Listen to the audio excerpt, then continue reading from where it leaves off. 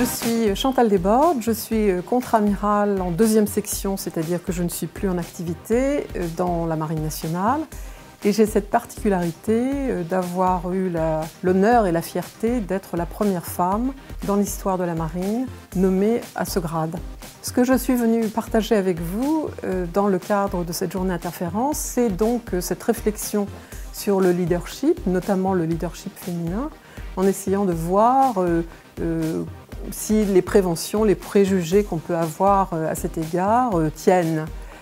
Et comme il me revenait de lancer en quelque sorte la journée de réflexion en étant la première intervenante dans la première table ronde, j'ai commencé par brosser le cadre de notre réflexion en montrant comment la situation à laquelle sont confrontés les leaders d'aujourd'hui, qu'ils soient dirigeants, éducateurs, gouvernants, parents même, cette situation trouve son origine dans la combinaison de deux facteurs. Le premier, c'est ce que j'ai appelé la suprématie du je, du moi, c'est-à-dire comment, à travers l'histoire, depuis le XVIe siècle, avec l'apparition de l'humanisme qui se substitue à un régime plutôt d'ordre théocratique, vertical, on voit progressivement émerger ce moi. On le voit encore à l'œuvre, ce mouvement au XVIIe, avec Descartes et sa pensée réflexive, avec aussi le crible de la raison, puis au XVIIIe siècle des Lumières, avec la notion de droit, les droits de l'homme et du citoyen, avec aussi l'apparition des grands mots qui sous-tendent toute cette période-là, c'est-à-dire l'égalité, liberté, égalité, fraternité.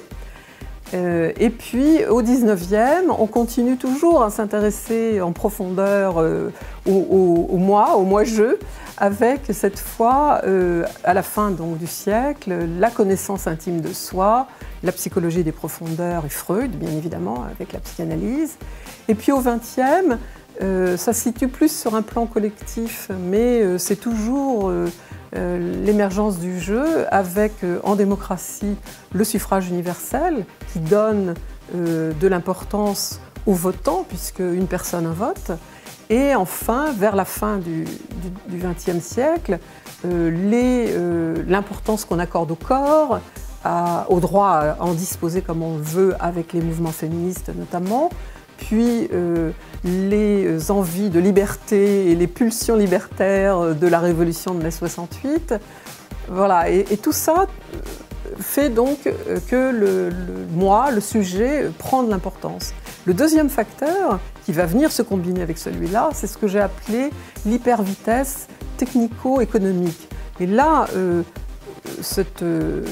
tendance lourde, elle prend ses racines dans la notion de progrès, qui elle-même est une notion ancienne, qui donc va scander aussi, notamment le XIXe siècle, avec la révolution industrielle, avec la notion de progrès matériel, scientifique, technique et éventuellement économique, à défaut de progrès social et moral, et donc déboucher sur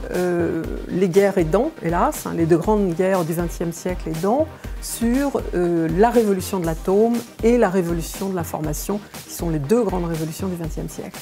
Et à partir de ce moment-là, le tempo est donné par la technologie, en grande partie, et par l'économie, ou en tout cas par la combinaison des deux. La combinaison entre ces deux facteurs débouche sur une complexité croissante de la société telle qu'on la connaît aujourd'hui, bien évidemment. Elle fait que les individus aspirent légitimement à être eux-mêmes, qu'ils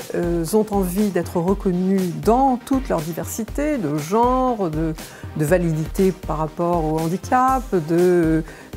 culture, d'ethnie, etc. Et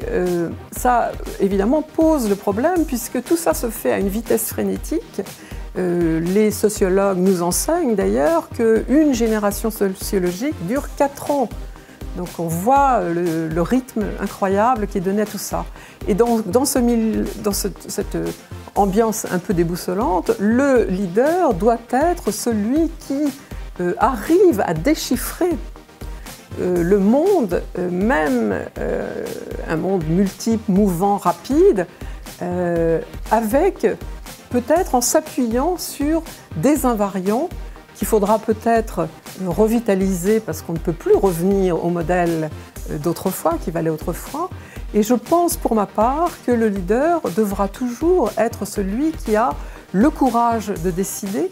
de prendre des risques, celui qui sait avant les autres, qui a une faculté de discernement qui lui permet d'anticiper puis de donner le cap, celui qui donc sécurise parce qu'il est fiable et congruent, c'est-à-dire qu'il est cohérent dans ce qu'il annonce qu'il va faire et dans ce qu'il fait,